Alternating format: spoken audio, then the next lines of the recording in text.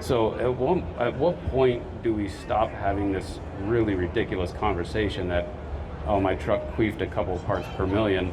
This forest fire just produced 300 billion parts per million that was caused by an after-treatment system that only saved a couple parts per million. Like, the conversation becomes very ridiculous very quickly, and the EPA doesn't notice or see that because they're not fighting that.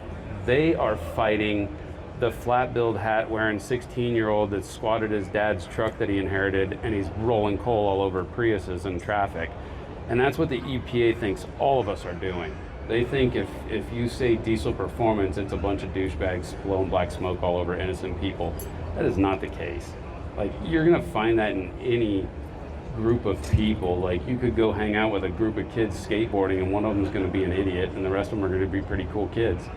So racers and farmers and guys working in the professional industry trying to operate a bucket truck with PTO and that depth quality sensor fails and now that dude's stuck 40 feet in the air in a bucket truck. Like, these are the problems and the realities that Americans are facing that the EPA is completely unattached to. They don't even understand what we're dealing with and what we're trying to help people with.